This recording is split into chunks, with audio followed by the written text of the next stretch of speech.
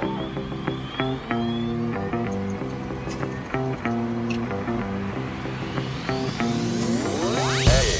está começando mais um episódio do Entre Chaves, o seu podcast de desenvolvimento de software.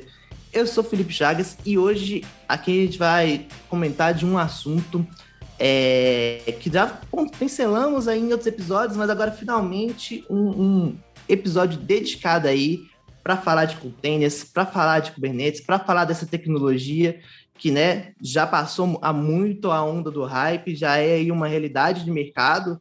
Já está saindo do mercado, não está? Vamos falar um pouquinho sobre isso. Estamos aqui hoje com um convidado especial aí do KubeDev, Fabrício. E aí, Fabrício, se apresenta aí para o pessoal. Fala aí, pessoal. Bom dia, boa tarde, boa noite, né? Dependendo da hora que o pessoal está assistindo.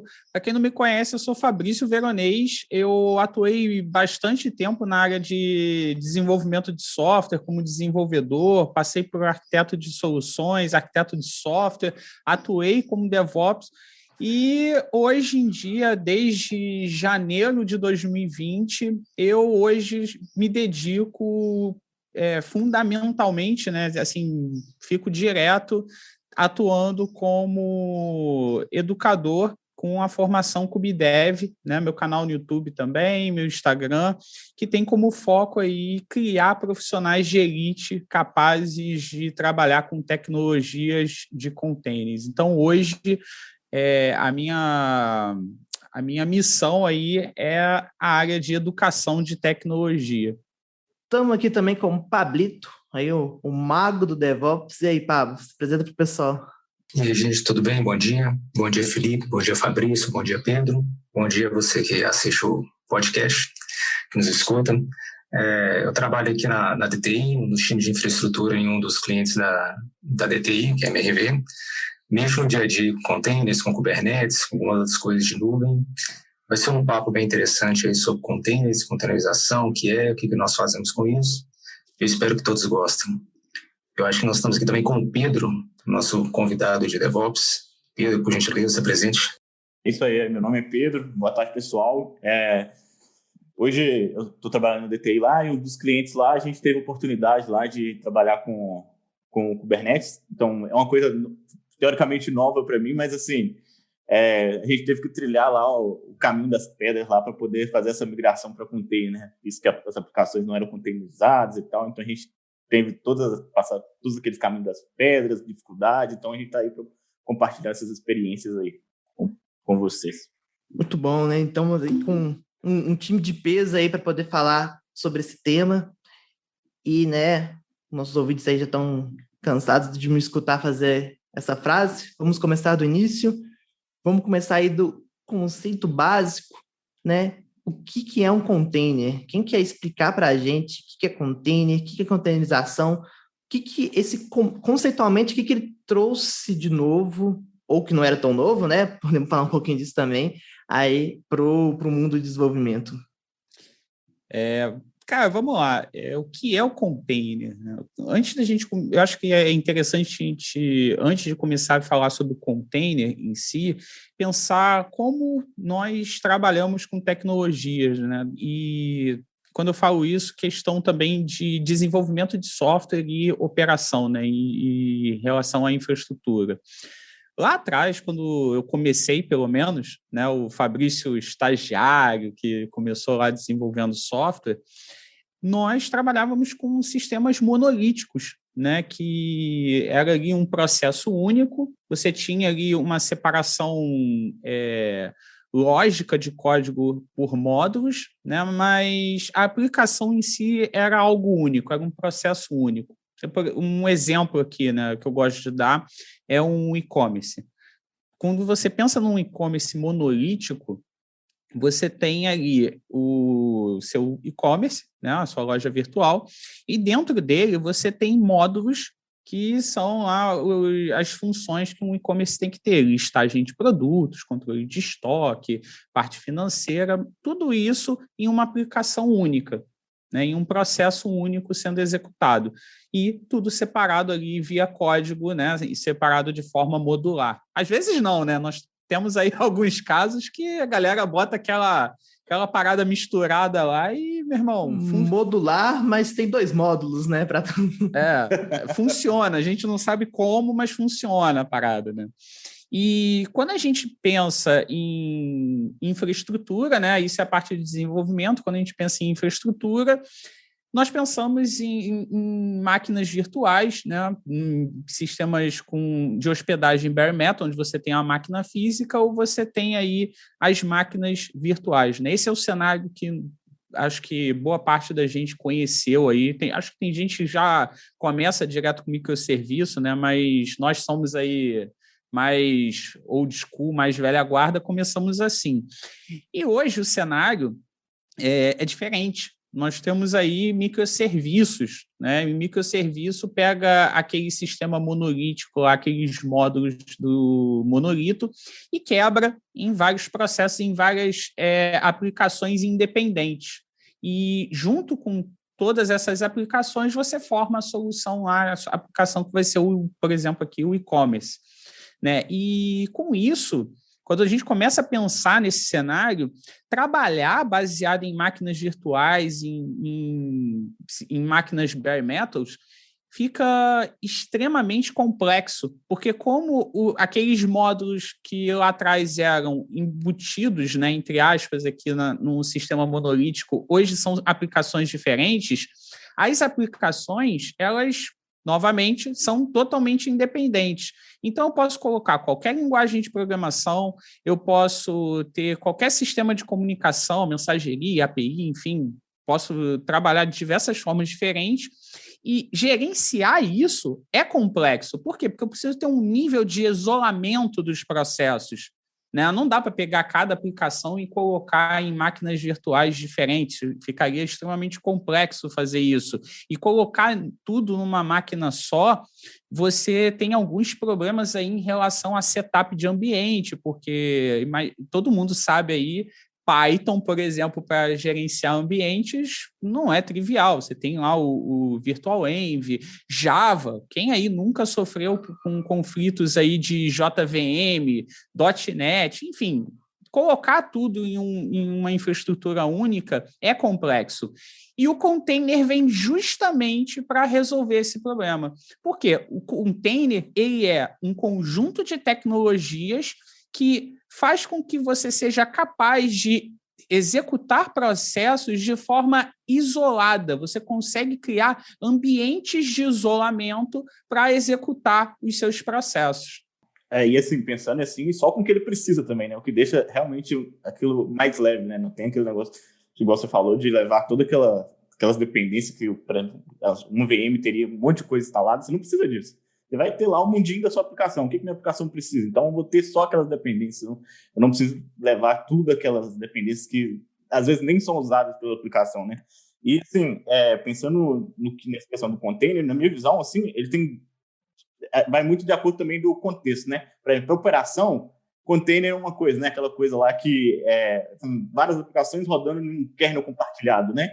E para o desenvolvedor, é o quê? O container é um pacote que ele fez da aplicação dele, que ele vai com todas as suas dependências que eles precisam e pode jogar em qualquer lugar, né? Tipo assim, ele perde toda aquela, digamos, aquela dependência de estar publicado num lugar específico. Eu posso publicar em qualquer cloud, porque eu já vou ter tudo ali empacotado, em qualquer ambiente, né, que eu quero, né?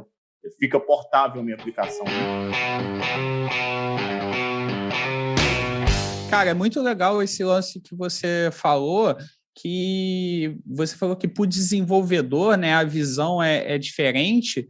Cara, é interessante isso, porque muitos desenvolvedores, eles interpretam o container como se fosse uma máquina virtual, e, cara, não é, sabe? E é interessante que o Pablo, né, pelo que ele falou, ele é mais de infraestrutura. Como é que é a sua visão, Pablo? Porque, assim, eu acho que eu vim mais de desenvolvimento, né? Depois fui para arquitetura e DevOps. O Pedro, não sei, acho que também foi. Como é que é a sua visão, Pablo, na visão de um profissional que veio lá de infraestrutura? Então, a utilização, assim, eu imagino assim, vou tentar imaginar o surgimento lá histórico dos containers nos servidores, né? Antes nós tínhamos mais ou menos um padrão de alocar um servidor para hospedar uma aplicação. Aí imagina que então nós tínhamos todo um servidor lá e rodava uma aplicação, aí de repente a gente quis aumentar a densidade de aplicações rodando dentro de um servidor. Então agora um servidor não rodava mais uma aplicação, mas rodava N aplicações. Só que daí começam a surgir aqueles probleminhas de gerenciamento, que é o seguinte: como é que eu faço para ajustar os recursos do meu servidor para atender determinada aplicação sem afetar as demais? Então, eu comecei a ter esses problemas de gerenciamento, inclusive, assim, podem ter surgido pela própria coexistência das aplicações dentro do mesmo servidor. Por exemplo, elas disputavam recursos de CPU, disputavam recursos de memória, de rede, etc. Então, você não tinha ali barreiras ou um isolamento entre elas que permitisse, assim, que você definisse os limites que ela poderia operar dentro deles, né? Então, quer dizer, esses próprios conflitos internos que foram surgindo na tentativa de aumentar a densidade de aplicações no servidor, mobilizou, vamos dizer assim, desenvolvedores do kernel do Linux no início, para que fossem criando os mecanismos de isolamento. Então, assim, eu acho que no começo até o nome mais correto era o namespaces do Linux. Então, começou, então, assim, eu acho que o primeiro namespace, se não me engano, foi o sistema de arquivos. Como é que eu rodo aplicações que tivessem como se fossem sistemas de arquivos independentes. Aí depois veio, mais ou menos, a ideia do namespace para redes. Então, agora eu quero ter como se fosse uma pilha de redes independente. Depois de memória, depois de utilização de CPU, como se fosse a minha cota de CPU. Eu acho que essas perguntas, essas tentativas de criar o isolamento foram permitindo o desenvolvimento no kernel do Linux desses recursos que nós chamamos de namespace. Eu acho que o nome assim, tem mais a forma evoluída disso hoje são os Linux Groups. Então, assim, foi criando toda essa camada de isolamentos possíveis que permitiu que eu mudasse o meu gerenciamento, ao invés de agora ser um gerenciamento dos recursos da máquina, seria um gerenciamento dos recursos da aplicação. Então, assim, se eu pudesse definir containers, olhando essa perspectiva de infra, eu diria que containers é um conjunto de isolamentos que o meu sistema operacional me proveu, de forma que eu containerizo, eu crio uma repartição específica para que ela rode apenas aquela aplicação. E até puxando talvez a segunda pergunta, a partir disso, do que é o container, o que seria a containerização?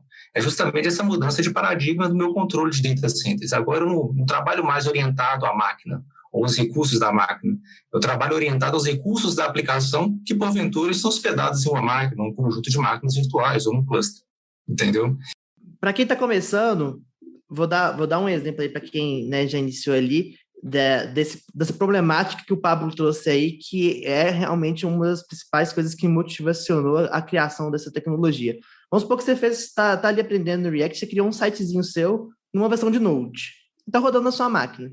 E aí você baixa ali no GitHub um outro site que você quer rodar, quer fazer funcionar, e aí quando você vai rodar, ele é uma outra versão de Node. E aí você quer que as duas aplicações rodem ao mesmo tempo. E como você faz isso? Né? Aí, graças a Deus, o pessoal fez o NVM aí para gerenciar diferentes versões de Node, mas, ok, aí agora você está com os seus dois sites de Node ali. Aí vamos supor que você está rodando um script em Python, sua máquina já veio com Python instalado, só que aí você baixou um script de uma outra versão de Python, né, que é um 2.7, sei lá, e aí você vai ter que instalar mais um negócio para te usar, tipo um Anaconda da vida ou um Env, para poder gerenciar as versões do Python e não complicar. E aí vamos supor que você está mexendo com coisa mais antiga, coisa mais tóxica ali, está mexendo com PHP. Só que você está com duas versões de PHP diferentes no seu servidor.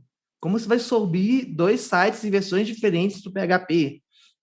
E aí essas versões de PHP, eles conectam num banco, mas um está numa versão do MySQL, o outro está numa outra versão. Como que você vai ter dois servidores de versões diferentes rodando na mesma máquina? Começa a ficar muito complicado isso. Gerenciar a variável de ambiente. O Fabrício citou aí o Java. Pô, o Java Path é um só. Como que eu vou ter uma versão do Java rodando e outra rodando ao mesmo tempo? É possível, é possível. Mas a complexidade de fazer essas coisas funcionarem é muito grande, né? Quem nunca ficou batendo cabeça para simplesmente conseguir fazer... Graças a Deus, o NVM já resolve os problemas. O meu primeiro exemplo lá, o Node, o mais simples de todos, consegui fazer funcionar. Então, de fato, esse isolamento de ambiente é uma das coisas mais importantes que o conceito, né, na verdade, a tecnologia dos containers traz para a gente, né?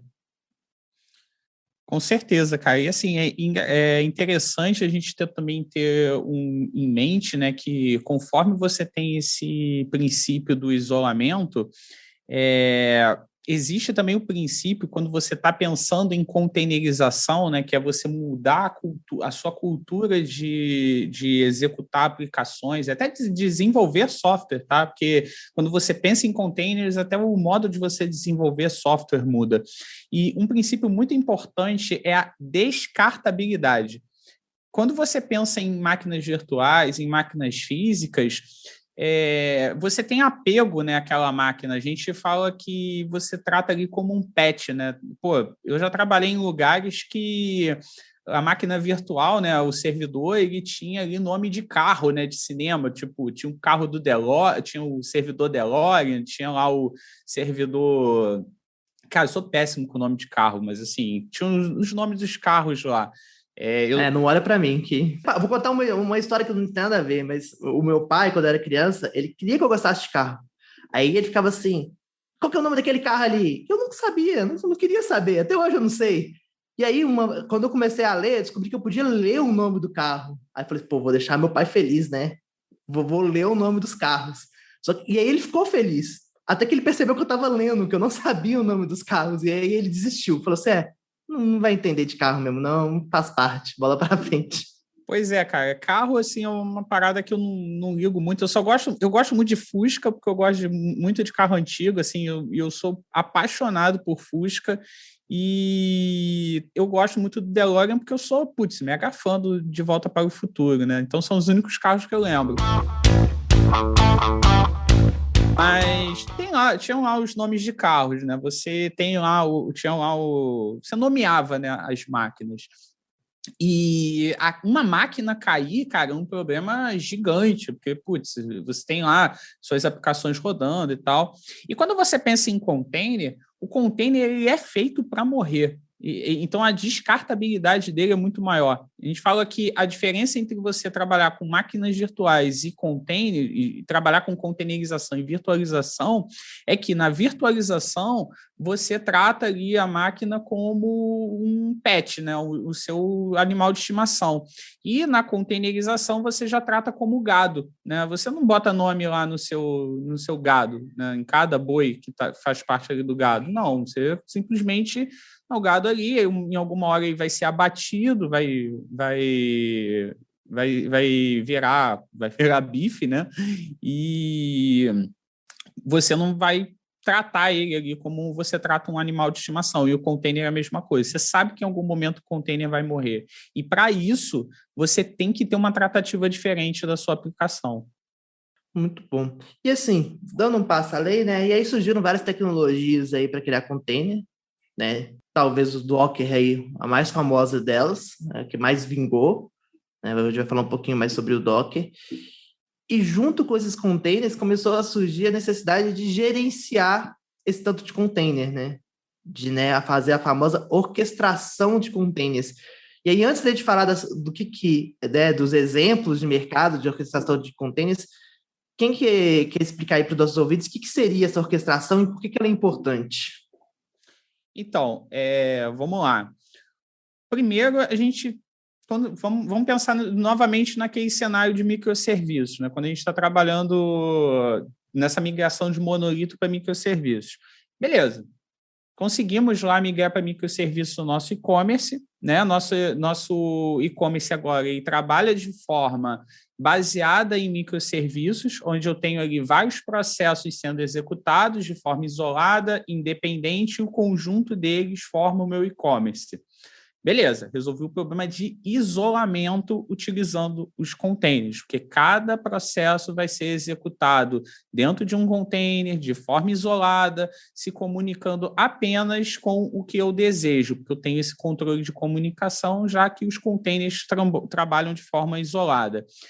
Mas eu tenho outros problemas relacionados a isso. Eu tenho problemas de escalabilidade, resiliência e gestão desse meu ambiente. Como é que eu vou gerenciar esse ambiente? Porque quando eu tenho a separação baseada em microserviços e quero escalar um processo, eu tenho a escalabilidade horizontal e a vertical.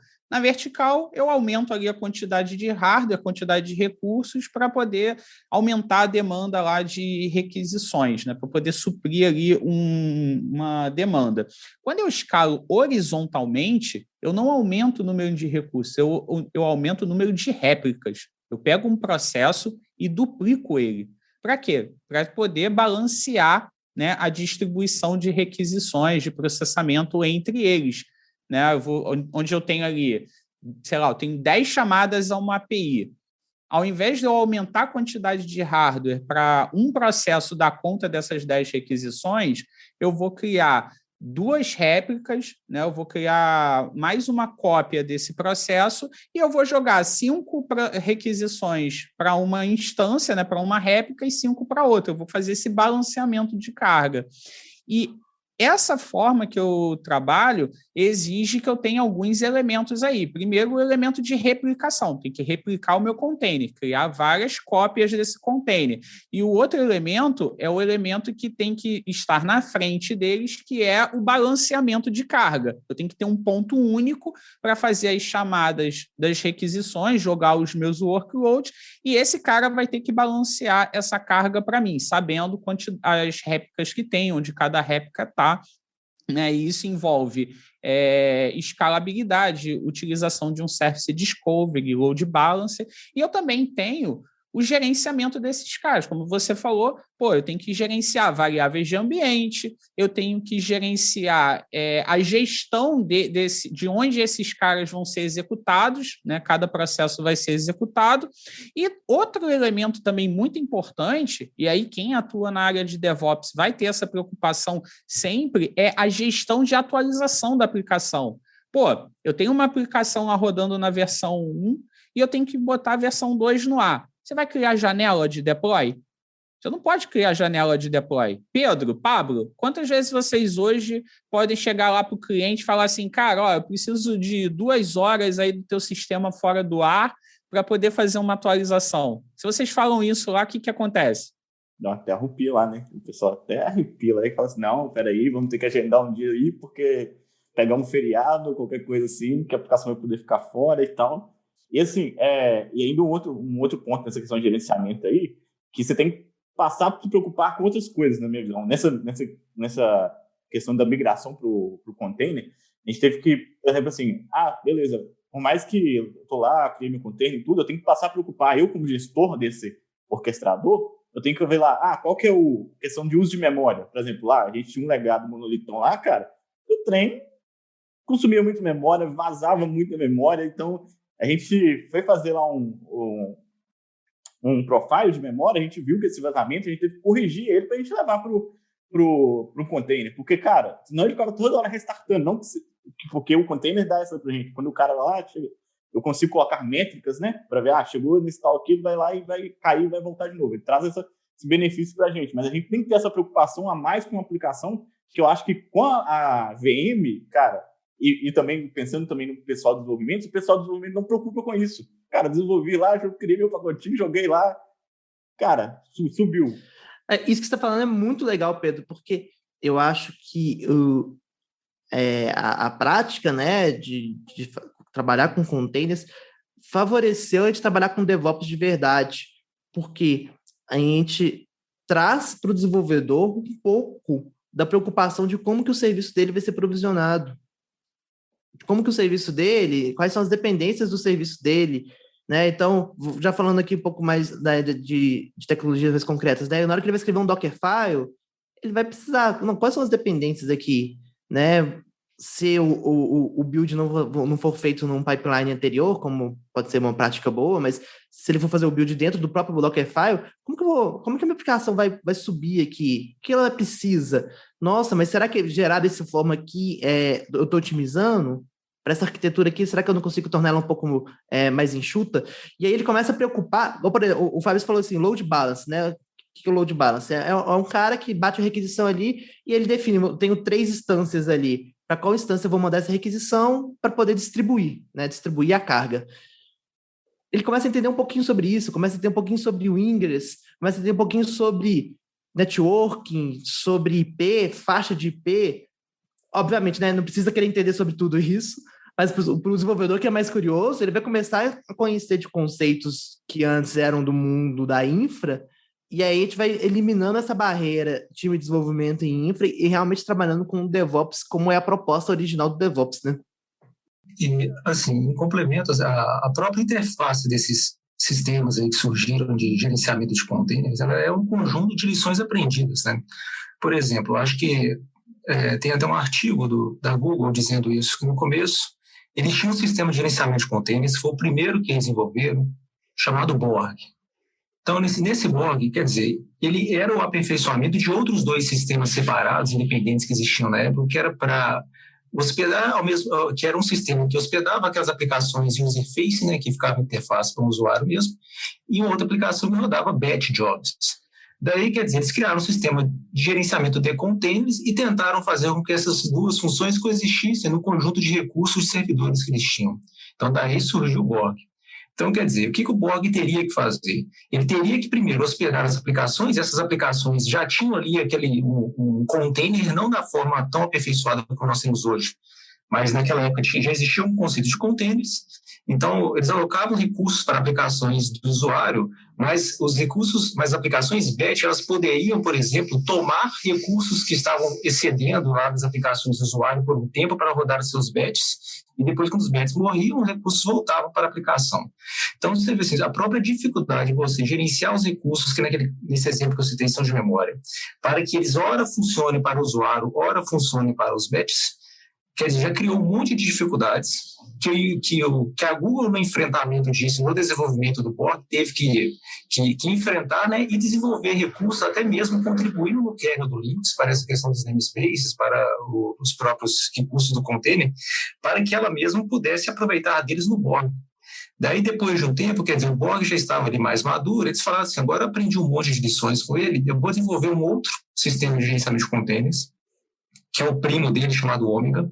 Falou assim, eu vou aplicar agora todos os padrões de desenvolvimento, de arquitetura desse sistema de gerenciamento que eu aprendi como eficientes nesse Ômega. Beleza, então ela foi lá e aperfeiçoou o Borg e criou o Ômega. Então, um outro sistema de gerenciamento de containers que ela fez, com essas diversas lições aprendidas. Quer dizer, esse próprio sistema Ômega em utilização já suscitou novas perguntas, igual o Fabrício comentou. O que acontece quando você tem diversas réplicas e você quer distribuir o tráfego entre elas? Bom, eu vou ter que desenvolver um load balancer ali virtual. Ele vai ter que receber uma requisição para um tipo de aplicação e balancear entre todas as réplicas dela. Bom, mas o que acontece quando você tem, por exemplo, sei lá, você quer compartilhar um determinado arquivo, um determinado conjunto de dados entre vários containers que se servem de alguma aplicação? Bom, eu vou ter que criar um conceito chamado volume. Então, como é que eu implemento isso? Você vê que essas próprias dificuldades que foram surgindo foram criando as interfaces hoje que nós reconhecemos Kubernetes. Daí, quando a Google foi desenvolver o Kubernetes, ela falou assim, agora que eu já tenho esse monte de lições aprendidas, eu já tenho esse monte de padrões que eu já vi e testei, que são padrões de construção, bons padrões de construção de sistema de gerenciamento de containers, vou aplicar um projeto chamado Kubernetes e vou distribuí-lo para o público. Então, aí a gente tem esse conjunto de interfaces hoje mais ou menos padrão, né, de um formato assim, inclusive, que eu particularmente acho muito agradável trabalhar, que é o Kubernetes, que expõe essa interface, como o Chagas disse, que às vezes até mesmo ensina o seu próprio operador a fazer a sua tarefa, né, de tão simples, de tão bem feita, bem organizada que ela é, e que isso tudo, no final, resultou de anos de evolução de diferentes sistemas de gerenciamento de containers, até que o Kubernetes veio ao cabo à luz aí, para que nós utilizássemos hoje em todas as clouds. Eu vou interromper a explanação do Pablo. Eu falei para vocês que ele era um mago do DevOps aí. Queria trazer aqui para a gente, no bloco final, uma polêmica. Não estava nem na pauta ali, uma polêmica surpresa. Queria saber a opinião de vocês disso. Daniel, bota aí a musiquinha do Super Pop de polêmica. Seguinte, a containerização, né, os gerenciadores de container, eles são excelentes, mas na minha opinião, e aí uma visão mais como um arquiteto de software, e aí por isso que eu quero ver a visão de vocês aí que são mais especialistas em DevOps, eu acho que ele, hoje em dia, é tratado como uma panaceia, a solução de todos os problemas. E não é bem assim, né? O próprio Fabrício começou a citar assim, você vai trabalhar com microserviços é uma boa ideia, mas nem sempre trabalhar com microserviços é uma boa ideia. E eu vejo muitos argumentos na utilização deles, que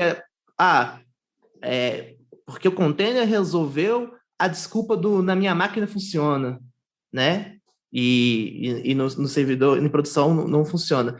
Só que a gente esquece porque aqui a gente está fazendo uma comparação entre máquina virtual e container, mas que existe uma míriade de coisas entre essas duas formas de hospedar serviços. Eu posso hospedar um serviço num PaaS, gerenciado numa nuvem, né, usando lá na Azure um web app, um EC2 na Amazon, né, ou um cloud computing na nuvem da Google.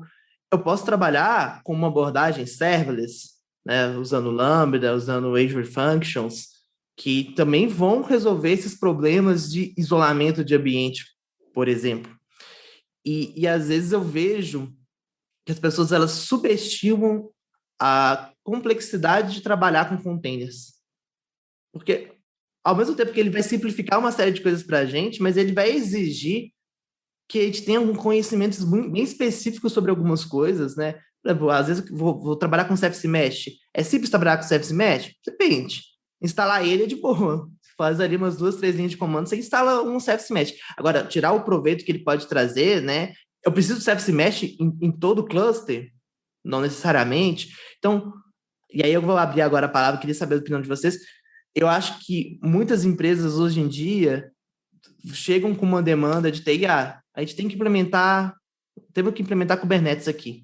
E não necessariamente esse é o melhor caminho para todo problema. O que vocês acham disso? Cara, vamos lá. Eu acho que assim, a gente tem que também separar um pouquinho o que é container e o que é o ecossistema em volta de container, tá? Se você me perguntar assim, Fabrício, container é uma bala de prata? Não, container não vai resolver todos os seus problemas relacionados a microserviços, ele não vai resolver seus problemas, até porque o container ele é uma tecnologia que ela não é um fim, ela é um meio, ela te ajuda na execução de aplicações em ambientes e isolamento, certo? Então, na verdade, você vai utilizar o container junto com outros elementos, certo? Se você me perguntar hoje, Fabrício, você utilizaria container em tudo? Cara, eu tendo a dizer que sim. Por quê? Porque o container, ele cria uma padronização de execução, tá? Vamos lá, tudo não, vai, tem casos que não, mas assim, boa parte sim. Por quê? Porque o container, ele cria um ecossistema padrão para a execução do seu processo. Todas essas tecnologias que você me falou, EC2, Azure App Services, eu não tenho certeza do Lambda, tá? de tecnologias serverless, mas todos esses caras você consegue rodar em um container com eles. Você consegue pegar um App Service e executar um container lá. Você consegue pegar um EC2 e executar um container lá também.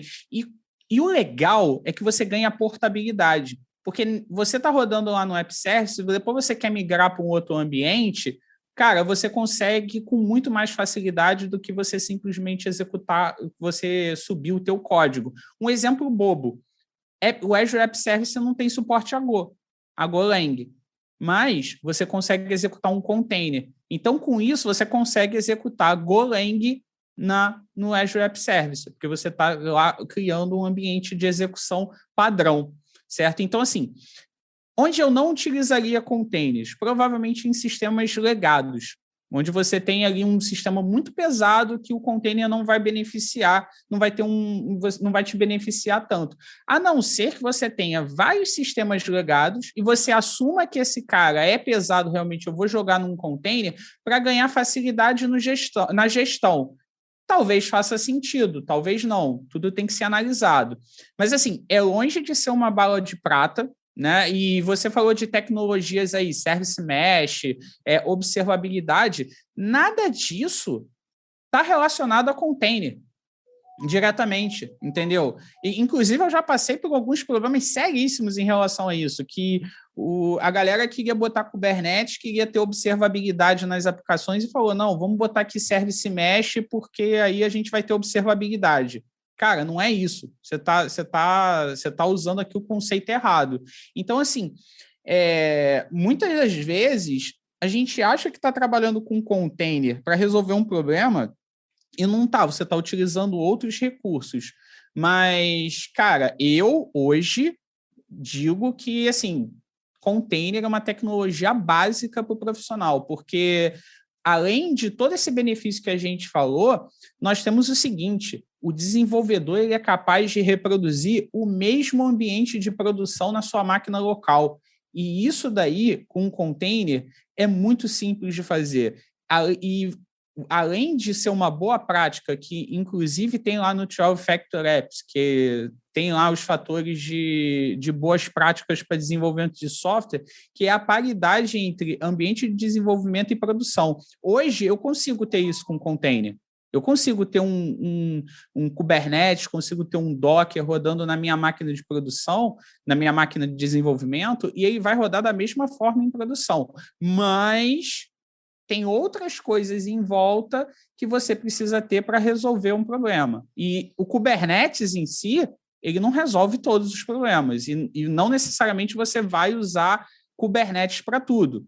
Existem outras tecnologias que você pode utilizar, mas container em si, criar o seu container, eu acredito que seja uma tecnologia que você deva utilizar sim, porque vai te dar portabilidade em vários ambientes. Você pode, inclusive, ter o teu container rodando no App Service e se em algum momento você precisar rodar no Kubernetes, você vai conseguir. Lógico, tem a curva de aprendizado aí. O Kubernetes tem uma curva de aprendizado alta, mas o Docker não tem. O Docker é simples de trabalhar. Se você se dedicar, você consegue, em pouco tempo, conseguir começar a trabalhar com Docker. Eu concordo com isso tudo aí. Eu vejo essa questão da pessoa no legado, assim, eu acho que é bem importante fazer essa análise, né? Porque você pode estar lá, tipo, dependendo se você não configurar os limites lá de uso de recursos, lá, depois lá seu cluster, seu container fica caindo, aí você já vai falar, não, Kubernetes é horrível lá, mas quando você vê, cara, você tem que focar em resolver o problema da sua aplicação. O que eu vejo, que o uso de container, você passa a ter um foco maior na aplicação. Você para de ter aquela coisa de preocupar com o ambiente. Cara, meu ambiente é pronto, igual você falou, eu consigo ter o mesmo ambiente de produção em dev, sabe? Eu tenho essa... E aí eu vou ver realmente onde está o problema, que é tratar o desenvolvedor, preocupar um pouco mais com a aplicação dele, como que ele está construindo a aplicação dele, sabe?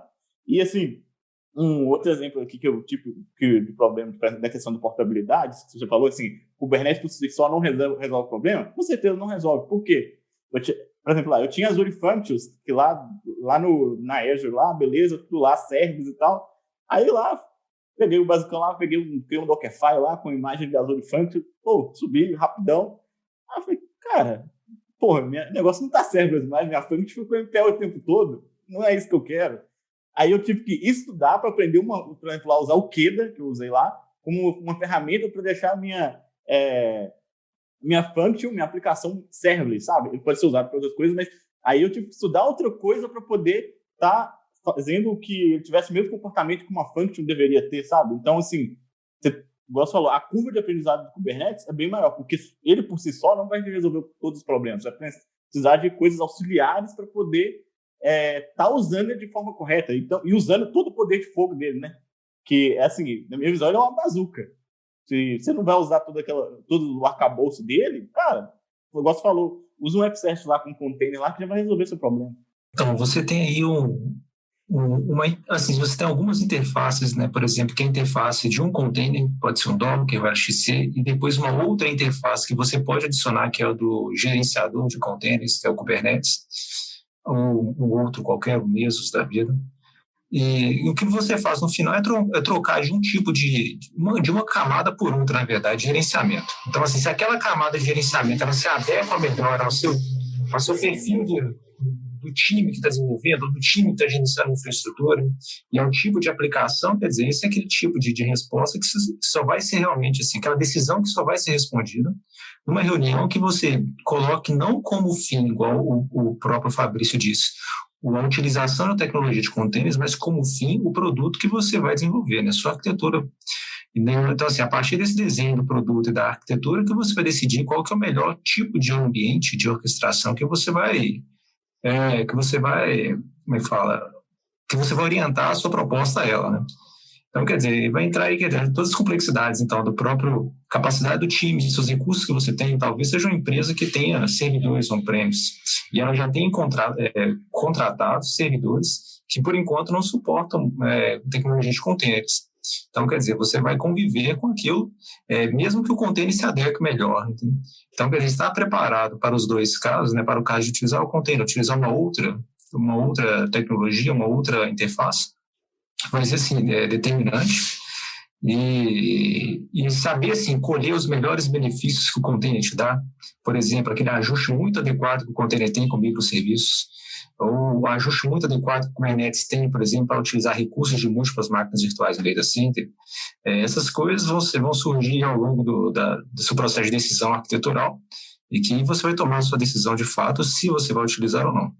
Quer dizer, no final das contas, é uma camada que te dá muitas facilidades, mas te dá algumas complicações também, principalmente no momento de você fazer a orquestração final delas, né? Definir assim, a coexistência de diversos recursos, não no sentido de disputa de recursos, mas no sentido de coreografia, né? Vamos dizer assim, o que cada recurso vai fazer, em qual ocasião, e quais são as dependências que essa aplicação, que esse recurso vai ter em relação aos outros de todo o seu projeto.